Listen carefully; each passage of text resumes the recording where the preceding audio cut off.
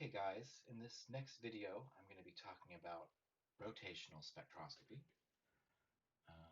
We have previously mentioned that microwave radiation is resonant with the rotational transitions of molecules. And for small gas molecules, you can easily relate the rotational energy levels to molecular geometric parameters.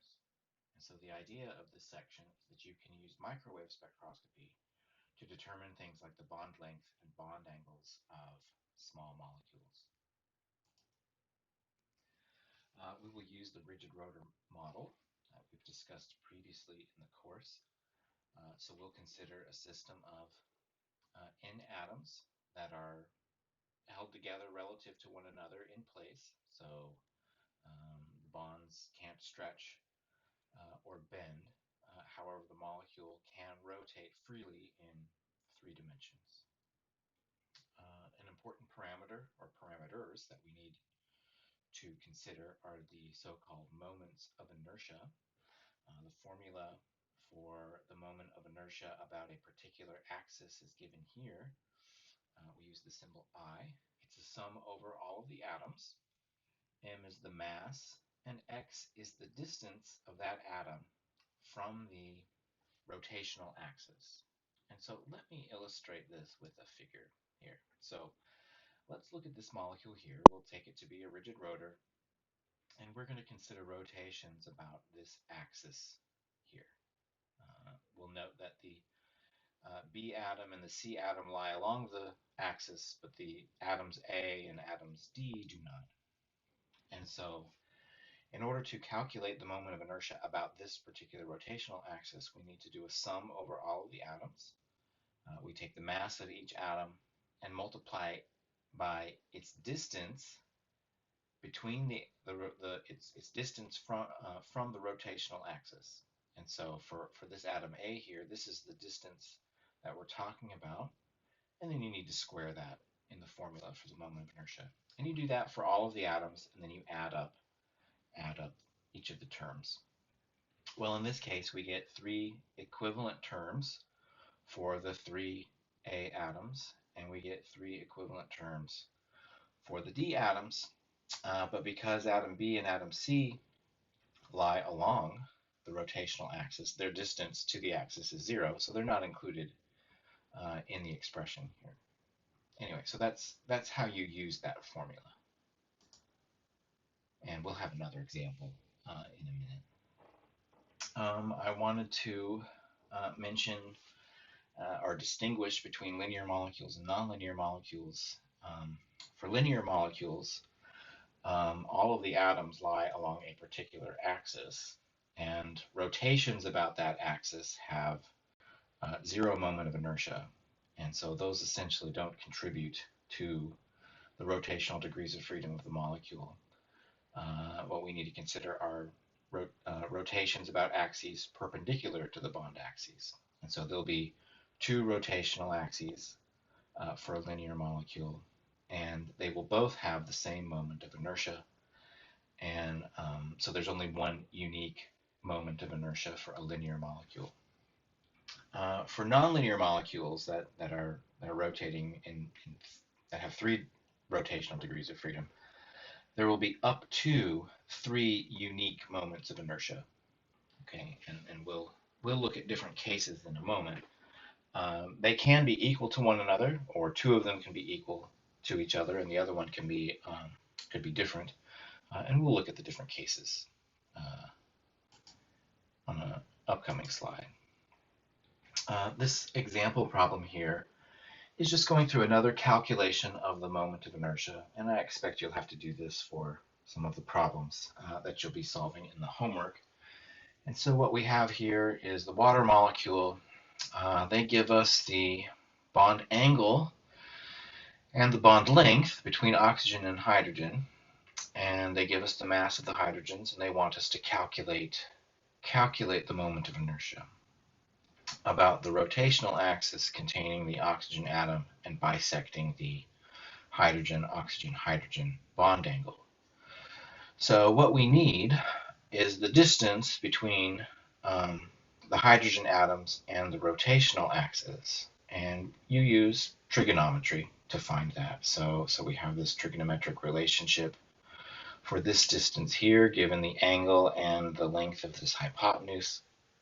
We take the moment of inertia formula, and we don't have to consider the oxygen because it lies along the bond axis. So we need to know that distance. We plug that into the formula here. Oh, and it looks like I made an algebra error. I should have squared the r term and the sign. So those should both be squared in the formula. I believe the answer is probably correct since I just copied that from the textbook.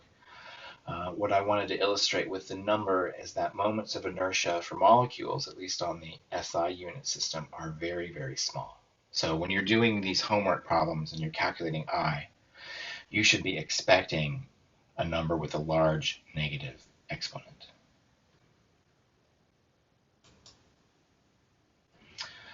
So it's in this slide that we discuss different classifications of rigid rotors. So they are classified by their moments of inertia. For the case where all three moments of inertia are the same, we call the molecule a spherical top. When two of the moments are the same, but one is different, we call it a symmetric top. And there are two types. There's an oblate symmetric top and a prolate symmetric top. We'll go through some examples in a second. The last type of top is one where all three moments of inertia are different. That is called an asymmetric top. An example of a spherical top would be something like methane, a tetrahedral structure. Has this sort of spherical symmetry, and so all three moments of inertia in methane are the same. For a molecule like benzene, there's going to be two of the moments of inertia will be the same, and one of them will be different. And so the one that's different in benzene would be the one that forms the six-fold rotational axis. If you've had any group theory at all, that'll make sense. If you haven't, it might make sense. But in any case, that particular rotational axis is unique. And then the other two rotational axes, which are in the plane of the molecule, those are both the same due to the symmetry of benzene. That's called an oblate top. Think of an oblate top as something that is O-ring shaped, or like a donut, or an M&M.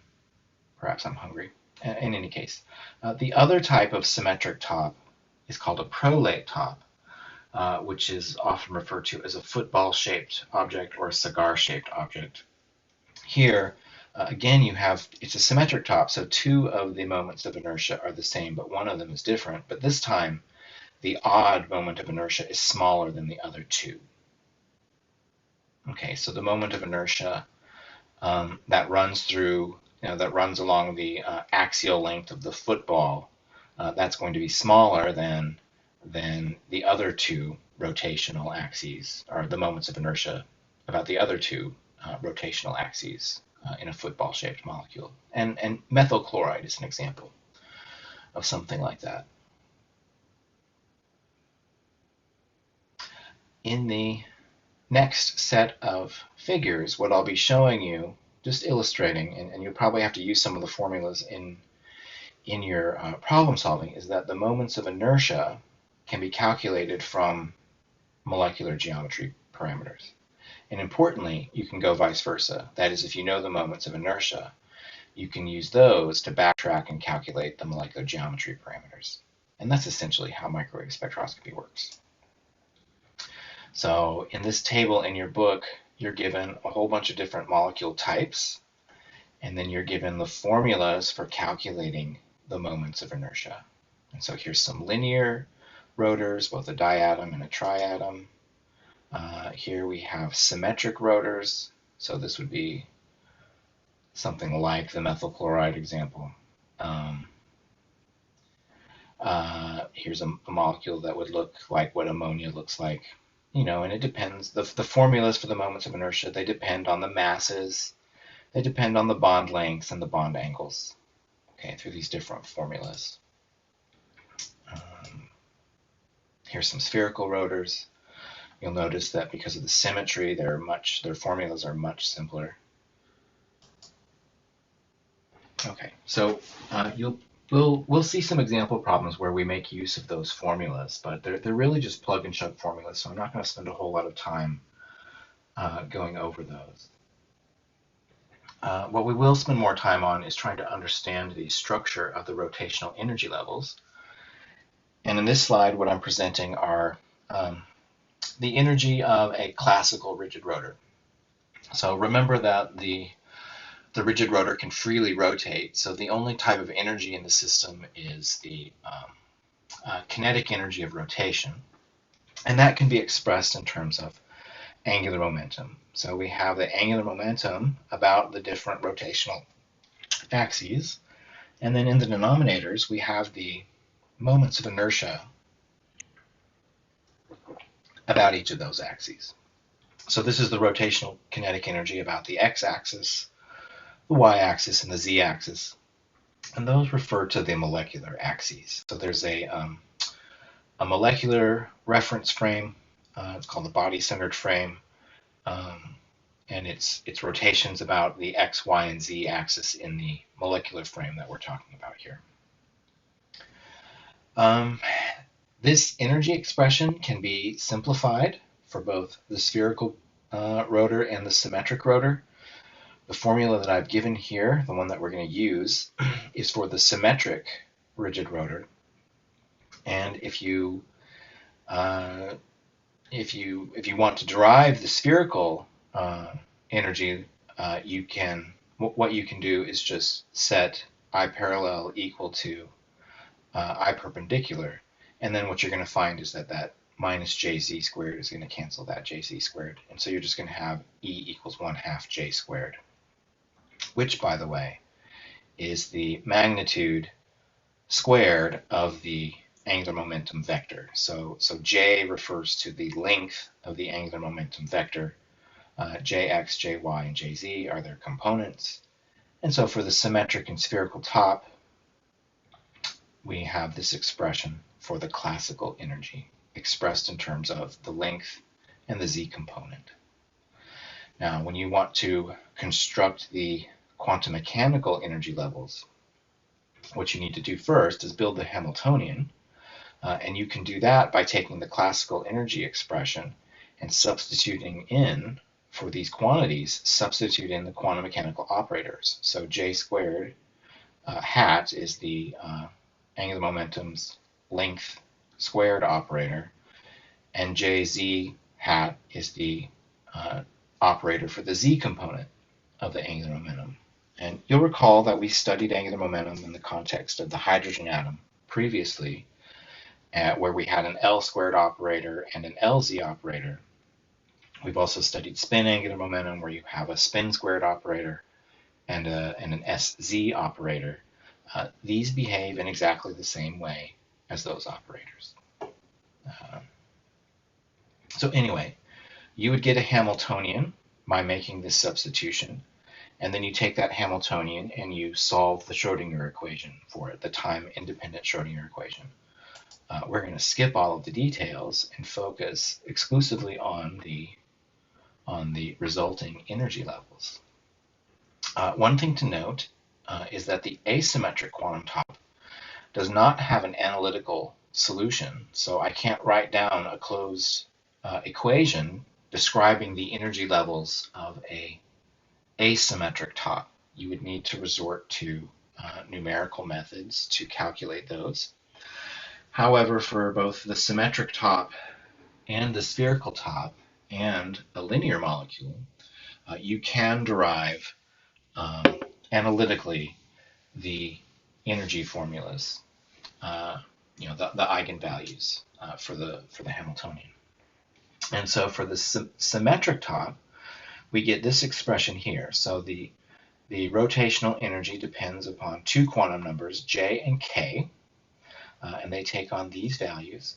And there's actually a third quantum number, M sub J. which takes on these possible values. So you'll see right away that k and m sub j, their maximum and minimum value are limited by whatever value j has. This gives rise to some degeneracies, and so this is the degeneracy formula for the case where k equals 0. This is the degeneracy formula for the case where k is non-zero. And so you have these degeneracies present.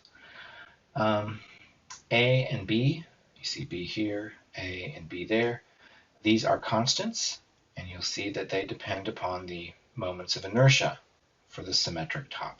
Okay? And those in turn depend upon the molecular geometry that you have. So our symmetric top has these two terms that you would have to calculate. We will explore the meaning of the quantum numbers in a few slides. Okay, so if you're wondering what do these quantum numbers represent, we'll get there in a few moments. What I'm going to present first are the energy formulas for the spherical top. It's a bit simpler. You'll notice that the energy does not actually depend on k, so I probably could have omitted the subscript k from the formula. And that increases the degeneracy with respect to j. So now the degeneracy is 2j plus 1 squared, whereas before you see it was 2 times 2j plus 1. But the ranges of the quantum numbers are the same. It's just that the energy depends only on j. The same is true for the linear rotors. Okay. Although the degeneracy is lower because the molecule does not rotate about that principal rotational, that principal axis that contains the bond axis. But still, the quantum numbers aren't quite the same. In this case, k is 0 rigorously. So k isn't really a quantum number for the linear rotor. I've just included it here to make it look somewhat like the other ones. But anyway, these are the formulas that you have for the energy levels of different types of rigid rotors. This slide and the figures that follow are meant to explain the meaning of the quantum numbers. So the quantum number j represents the magnitude of the rigid rotor's angular momentum, and k represents its z component within the so-called body fixed frame of the molecule. So you can imagine that the molecule has a little Cartesian coordinate axis that's Cartesian coordinate system that's sort of tied to the body of the molecule, and then the molecule rotates about those different axes. There's also a lab fixed frame, and so you can imagine that this body fixed Cartesian coordinate system is rotating with respect to a lab fixed frame. Somewhere in the room where you're doing your experiment, the molecule's reference frame is rotating with respect to that. And the angular momentum of that motion has a quantized z component. So m sub j represents the z component of the body fixed frame's angular momentum. And so the figures here are meant to illustrate how those quantum numbers work. So we'll start with j and k. J represents the length of the angular momentum of the molecule as it's rotating. So for the case where k equals 0, what you have here is the molecule would be rotating sort of end over end in this fashion. So it would be turning out of the plane of the screen at you. However, when k takes on a large value, that means that the angular momentum vector is pointed nearly along this z-axis, which runs this way. And so the molecule this shape would, in this sense, be kind of spinning around in that fashion. So k represents the z component, and in this diagram, z is running horizontally. When k equals 0, there's no rotation around z. When k is large, there's a lot of rotation around z. This figure here is meant to illustrate how m sub j works. And so this z-axis that you see here in all three panels represents the um, lab-fixed z-axis. And the molecule z-axis, you'll recall, in this case, runs along the cylinder here. And for all three of them, for all three panels, we have the same j value. So the length of the molecule's angular momentum is the same.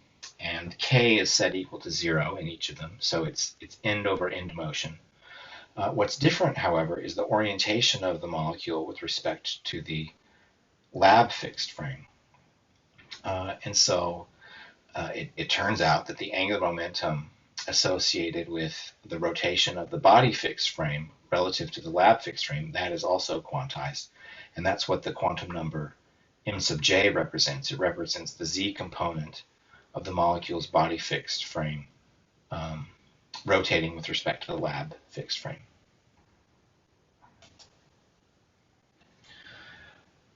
In this slide, we're building up to spectroscopy, and so there's nothing really new here. All we're doing is changing the units of the energy level formula.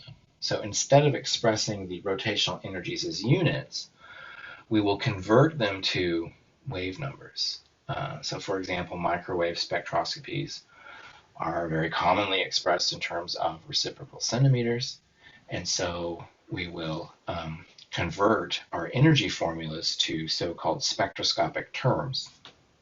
So the formula that you're looking at here, this is the formula for calculating the energy of a spherical top or a linear molecule in terms of wave numbers. And so instead of using the symbol E, we're using the symbol F, and it gets a little tilde over it to indicate that it's a wave number.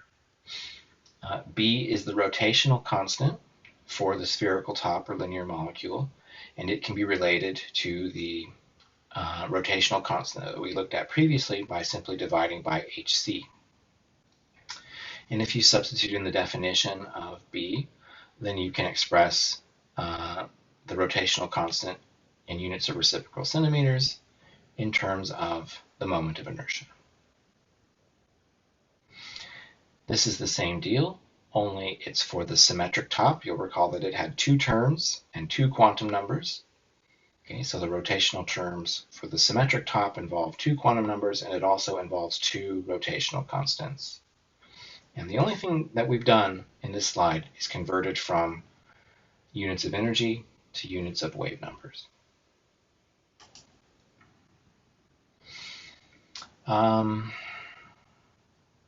What we're getting at, this is a picture essentially of the energy levels of the linear or spherical rigid rotor. I'll just take a look at the figure, at the equation here.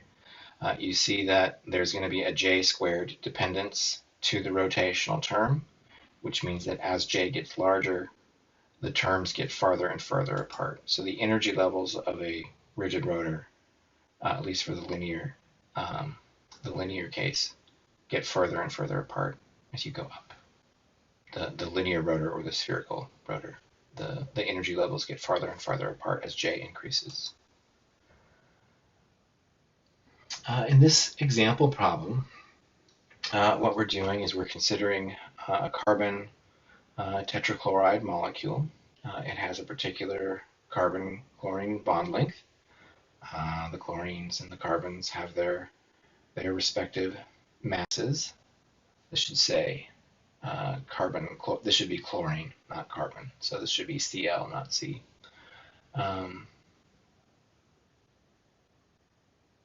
They want us to calculate the moment of inertia and the rotational constant, and then they want us to calculate the difference between two energy levels, between two rotational terms. So we'll start with the moment of inertia. What you would do is you would go back to that table of molecules and formulas for calculating moments of inertia, and you would look up the formula for a spherical top. Because carbon tetrachloride is a spherical top, it's this. You would plug in the mass of the chlorine, you'd plug in the bond length, convert everything to SI units, and that would give you the moment of inertia for carbon tetrachloride.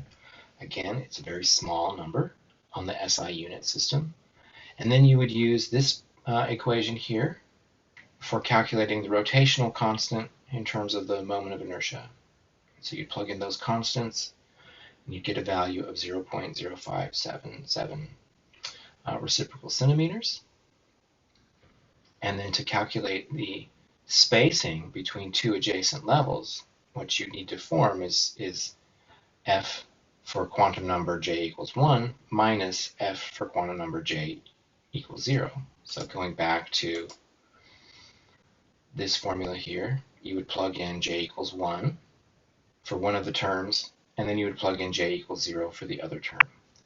And what you'll find is that the spacing between the first two energy levels is going to be 2 times the rotational constant. And so you just take 2 times that number, and that's the spacing that you would see between these two levels.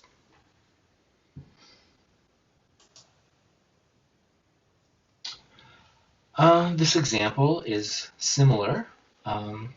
Here we're considering ammonia, and they give you the bond length and bond angle for ammonia.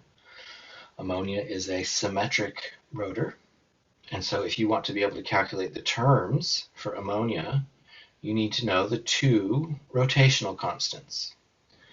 Those depend upon the 2 moments of inertia for ammonia. And so you would go into that table of molecules and moments of inertia, and you would look up for a symmetric rotor what the formulas are. And then you would plug in the bond angle and the bond length, and you would calculate the 2 moments of inertia, and they're very small. And then you would plug those into the formulas for the 2 rotational constants, and you get those values. And then now you can calculate any term that you want.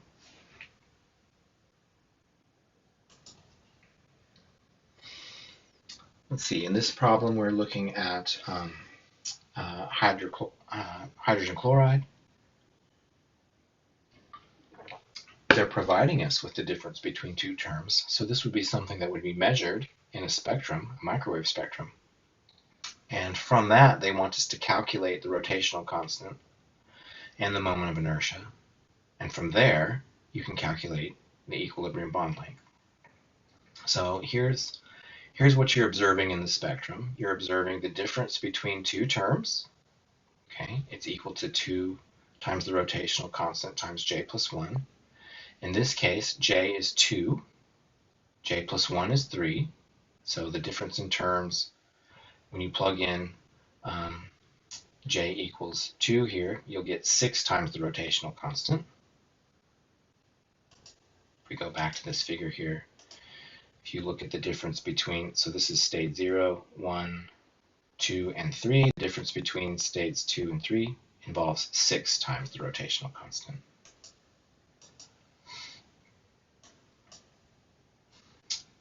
So this value, 6 times the rotational constant, is equal to the measured value, 63.56. So you can solve this for the rotational constant. You get 10.59 in this case. You can use that to calculate the moment of inertia using this formula for the diatom. So you could look this formula up in the oh no, this is just the definition of the moment. This is a rearrangement of the equation that we've looked at previously. It's a rearrangement of this equation. So instead of solving for the rotational constant in terms of the moment of inertia, we put the moment of inertia over here and the rotational constant down there and solve for the moment of inertia. So you can calculate the moment of inertia, and then this is the equation that you would look up. It relates the moment of inertia to the bond length of the diatom. Mu is the reduced mass for the diatom, so you can calculate that. And then you solve this equation for R. And so this is the bond length that you would get from this spectroscopic measurement.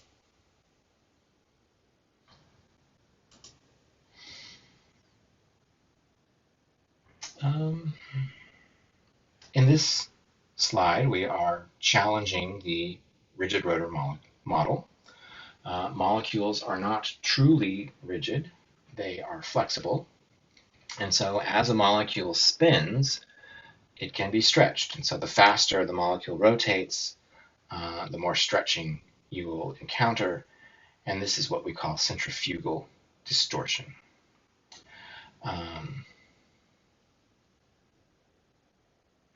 One consequence of centrifugal distortion is that the rotational constants, okay, which depend on, which are inversely proportional to the moment of inertia. And since the moment of inertia depends on r, if the molecule is stretching as it spins, that means that the rotational constant is going to be different for different quanta. And so this is the modified term for the rotational energy levels of a spherical top or a linear molecule that takes into account the fact that the molecule distorts as the quantum number j goes up. And so this is the centrifugal distortion constant. It's given by this formula here, where nu tilde is the vibrational wave number of the bond. So, the bonds that we're considering, they can be modeled as harmonic oscillators. The harmonic oscillator has a natural frequency. This would be the harmonic oscillator frequency for the bond that we're considering. So we're probably considering a diatom here in this problem.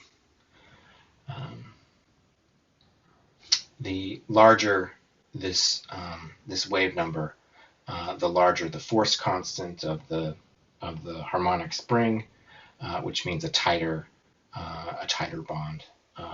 The smaller the frequency, the smaller the force constant, the looser the bond.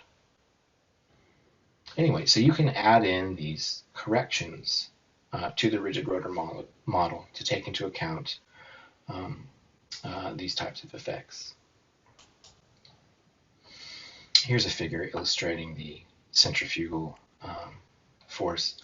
So as this ammonia molecule rotates about this axis, the faster it rotates, the more pull these hydrogen atoms are going to encounter, and that's going to distort the geometry, and it's going to change the moment of inertia, and it's going to change the rotational constant. In this problem, you're simply being asked to estimate the magnitude of centrifugal distortion. So we're looking at a carbon monoxide diatom. The rotational constant is given to us. The vibrational frequency is given to us. They want us to estimate the magnitude of the centrifugal distortion for a j = 20 term. So we can use the rotational constant and the vibrational frequency to calculate the centrifugal distortion parameter. We can now calculate any term that we want. So plug in j = 20 for the linear rigid rotor term. We get 811 reciprocal centimeters. For the centrifugal distortion term, we get 1.08. So you can see the relative magnitude of the centrifugal distortion compared to the rigid rotor part of the term. And so this is much smaller than this part. However, this can be measured. So for example, in microwave spectroscopy, you could notice that difference. All right, so in this next part of the video, we'll discuss microwave spectroscopy. We've already said this before. Rotational transitions are resonant with the microwave region of the electromagnetic spectrum. And what I'm presenting here are the selection rules for microwave spectroscopy. So the first one is the gross selection rule, which tells us that in order for molecules to have a microwave spectrum, they need to have a permanent dipole moment. Okay? And as the molecule rotates around, that dipole moment oscillates with a particular frequency, and it's through that oscillation that the molecule interacts with the radiation field. The specific selection rules, which can be thought of in terms of the conservation of angular momentum of a photon, that is, a photon has a given angular momentum. When a photon is destroyed through absorption, that angular momentum must be conserved. It must be created in the molecule. And so a molecule will start to rotate faster. So by 1 unit of angular momentum. And so these are the selection rules on the quantum numbers for microwave spectroscopy. Allowed transitions will have a delta J of plus or minus 1. So the quantum number J can either go up by 1 or it can go down by 1. But it can't go up by 2 or more, and it can't go down by 2 or more. Only plus or minus 1. You have similar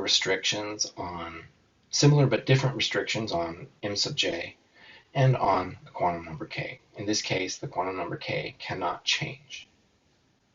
It needs to have the same value before and after the absorption of the photon. This picture is just meant to illustrate the oscillating dipole. So this is a polar molecule that's rotating about this axis. And as the molecule undergoes its rotations, it looks like the dipole moment is fluctuating. It's sort of circling around. And that rotational frequency, if it's resonant with an electromagnetic wave in the microwave region, then the wave can interact with the dipole moment and you can have transitions occurring.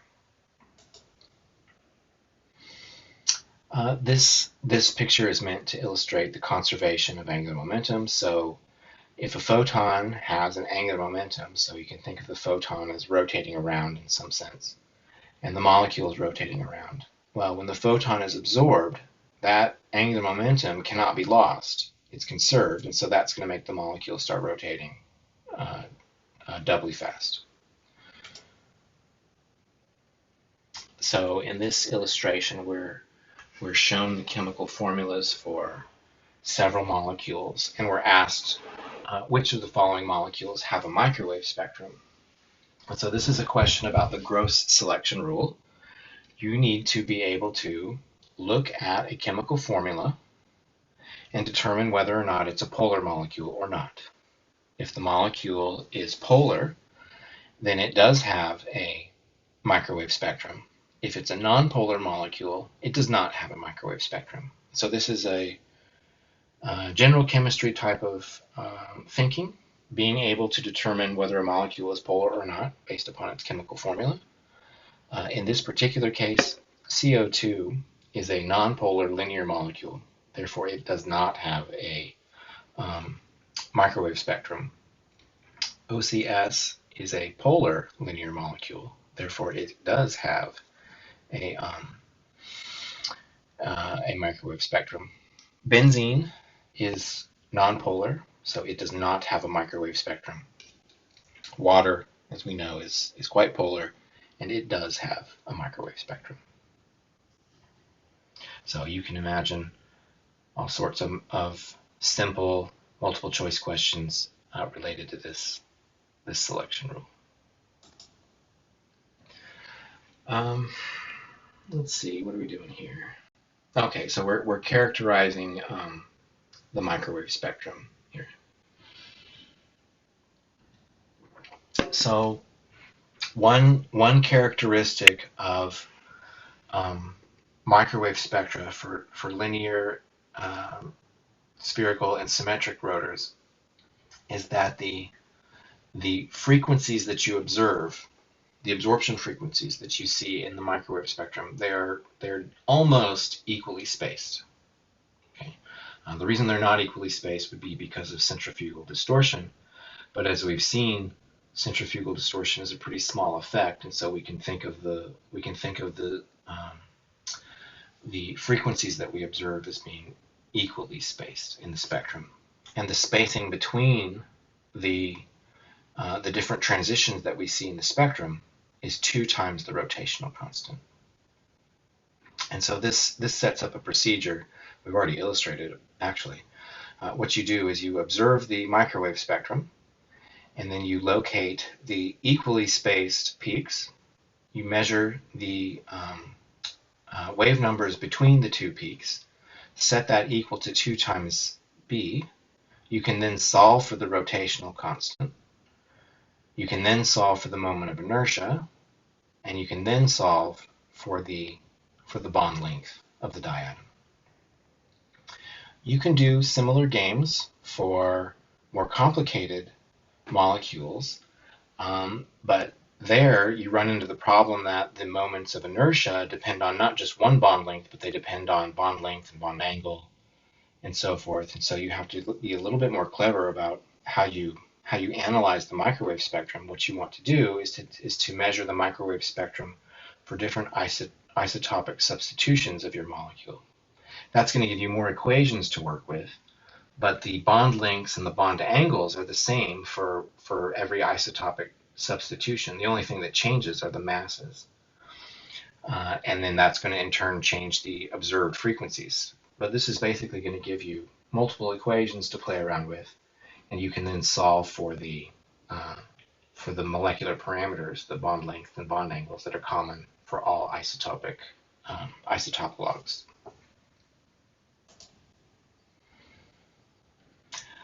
In this problem, it's really just analyzing the microwave spectrum of a molecule, so considering ammonia with its rotational constant. What they want you to do is to predict what are the observed rotational frequencies. And so you're going to find that there's a, oh gosh, I had a, looks like I got all of these quantum numbers messed up. It should be 0 to 1, 1 to 2, 2 to 3. Somehow I got 3 and 4 switched around, unfortunately. Anyway, so make that correction. The transitions are 0 to 1, 1 to 2, 2 to 3, and they're going to be separated by 2 times the rotational constant.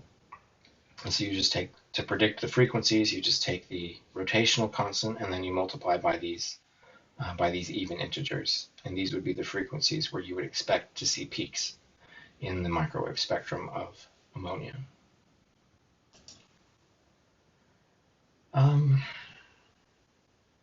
Here I'll give you an example of that. So this would be what you're looking at here, the transmittance, kind of a cartoon microwave spectrum. So you see these different transitions, and they're all equally spaced.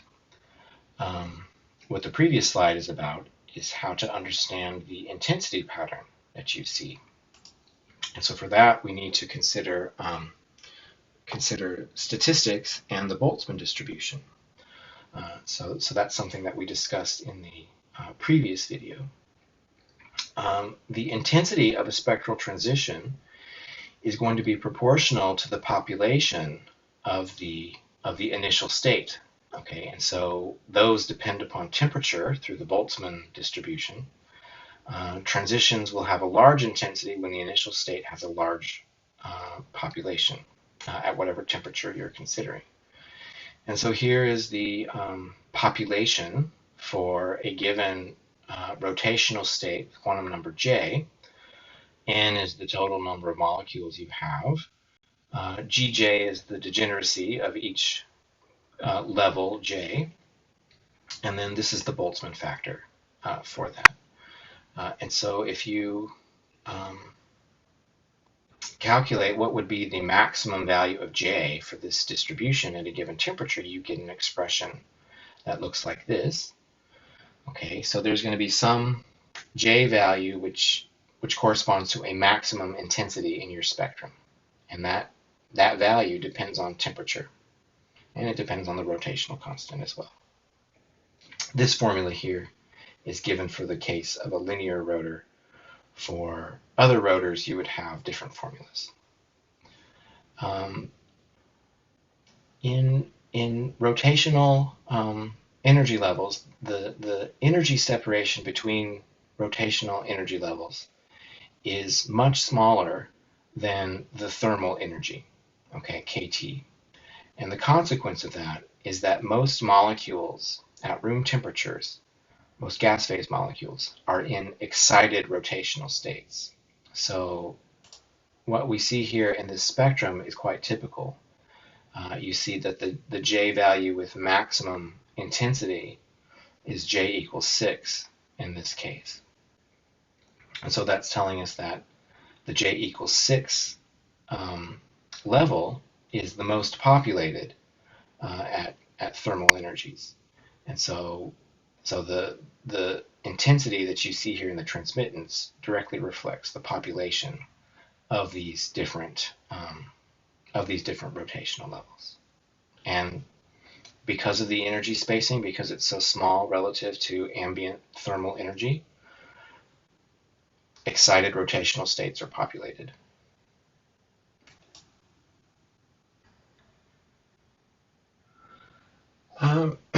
This last little section here ties back to Raman spectroscopy and Raman scattering that we discussed in the previous video. And so Raman spectroscopies essentially complement absorption spectroscopies. So for example, we had the selection rule for the microwave absorption that the molecule had to have a dipole moment, a permanent dipole moment. Raman spectroscopy, because it's a different type of spectroscopy, it has different selection rules. And so you can use Raman spectroscopy to see transitions that are forbidden in absorption spectroscopy, and vice versa. And so Raman spectroscopy is a useful tool. One of the things that makes Raman spectroscopy, Raman scattering, different from absorption is the fact that it involves the molecular polarizability rather than the molecular dipole moment. And the polarizability, here given the symbol alpha, it's a property of a molecule, and it's a measure of how easily the molecule can be polarized by an electric field. And so here's an example of polarization. If you've got an applied electric field, okay, acting across a molecule, the electric field pushes on the charge density, pushes on the electrons, and they feel a force, and they become distorted. Okay, so the polarizability of the molecule represents how easily the molecule's charge distribution can be distorted. So a large polarizability means that you'll get a large induced dipole moment. A small polarizability means that you'll have a small induced dipole moment. So when you distort the molecule, even let's say we had, this looks like a fairly nonpolar molecule to me, but if you put the molecule in an electric field, it distorts the electron distribution. That's going to create a little dipole moment, and we call that an induced dipole moment. And so the magnitude of the induced dipole moment is determined by the magnitude of the electric field, but it also is determined by the polarizability of the molecule. Well, electromagnetic radiation contains a time-dependent electric field. And so that's what I'm substituting in here. This represents, classically at least, it represents the oscillation of the electromagnetic radiation's electric field vector. Okay, and so nu I here is the frequency of the radiation, and so that electric field is just going up and down with time. And so that's going to cause this induced dipole moment to change with time as well. The polarizability of a molecule can be either isotropic or it can be anisotropic with respect to the applied field. What that means is that depending upon the orientation of the electric field, the polarizability can be different. So in this case, this would be an example of an anisotropic polarizability. When the electric field is oriented this way, you get one sized induced dipole moment, but when the electric field is oriented in a different way, you get a different induced dipole moment. It's a smaller magnitude, or at least that's what the artist has tried to depict here.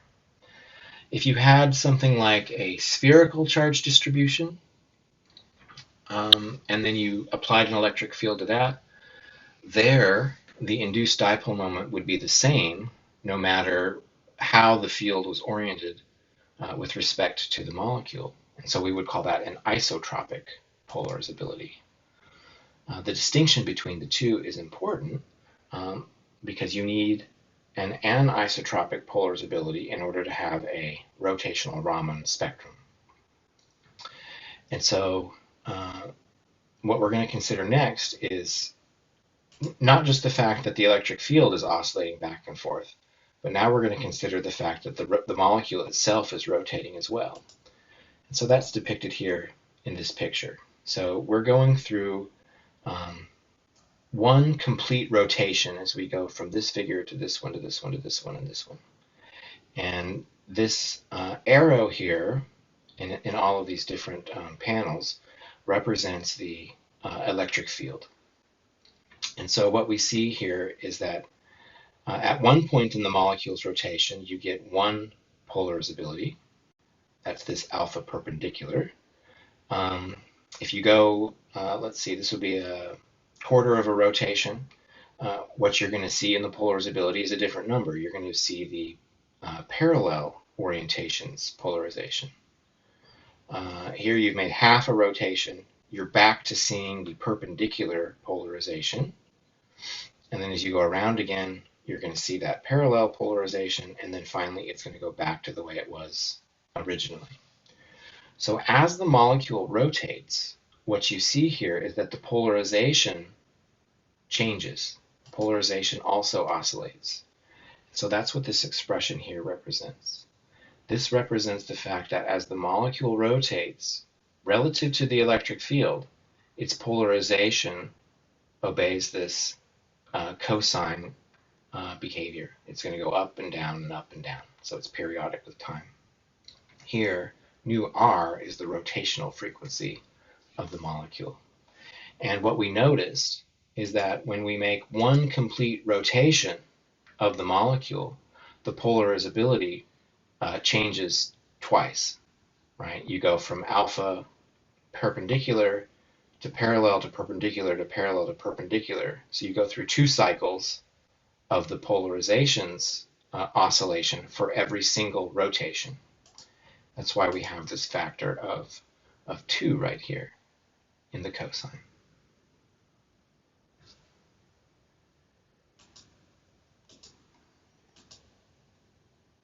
Well, we plug the polarizability, and we plug the electric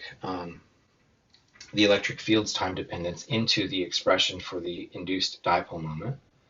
And when we expand out the terms, we get 3 terms. Okay? And we'll see that the first term here involves cosine of the incident radiation. And so what this is telling us is that the induced dipole moment, one component of it is oscillating at the same frequency as the incident radiation. And so that's going to give rise to the Rayleigh elastic scattering. The other 2 terms, you see that the frequency of the cosine is oscillating with a shifted frequency. The frequency of the incident radiation is shifted by 2 times the rotational frequency. Here it's shifted in the opposite direction by 2 times the rotational frequency. These 2 terms correspond to the inelastic scattering that you see. The second term is from this gives rise to the Stokes scattering, and this middle term gives rise to the anti-Stokes scattering. So we've got an oscillating dipole that's oscillating with it has 3 terms with 3 different oscillation frequencies. Okay, and so the electromagnetic field is going to interact with this induced dipole moment, and it's going to give rise to the scattering, these 3 types of scattering. The selection rules that you get for Raman spectroscopy are that the polarization needs to be anisotropic, and that includes all symmetric rotors and all linear rotors. However, spherical rotors like methane and carbon tetrachloride, those do not have an anisotropic polarizability.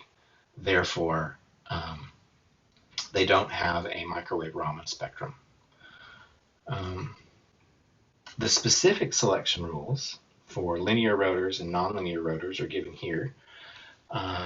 Because of that doubling of the polarizability oscillation with respect to the rotation, it gives us this set of quantum number, these particular selection rules, where the change in the J quantum number can be 0 or plus or minus 2 for linear rotors. For nonlinear rotors, it's a little bit more complicated. You'll recall for microwave absorption, the selection rule was delta J plus or minus 1.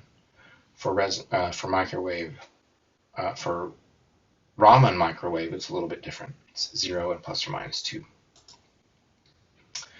And you can do things like calculate the observed transition frequencies. So for the elastic scattering, the observed scattering frequency is just the incident frequency of the light. It's just that the scattered photons go off in a different direction. For the Stokes lines of the spectrum, the molecule's rotational quantum number changes by +2. Okay, and a consequence of that is that the scattering frequencies will be lower than the incident radiation. So essentially, some of the incident photon's energy has been transferred to the molecule, causing it to undergo faster rotations, and as a consequence of that, the scattered photon will have a smaller frequency and less energy. The anti-Stokes lines are the opposite of that. Here, the quantum number of the rigid rotor drops by 2 quanta, and the corresponding scattered frequency will be increased in frequency. You're going to have a higher scattering frequency. Here's a picture of what the microwave Raman spectrum looks like. Okay, you've got the Rayleigh scattering in the middle. Okay, so this is the incident radiation's frequency, and then at lower scattering frequencies, you're going to have the Stokes lines, and at higher scattering frequencies, you're going to have the anti-Stokes lines. So it forms these branches, okay, in the microwave spectrum. And the next couple of examples, it's nothing that important. You're just using those formulas to calculate what the different lines are going to be. And so in this problem, you're calculating the Stokes and anti-Stokes lines for nitrogen, diatomic nitrogen, and that's the last example. So I'll cut this video here.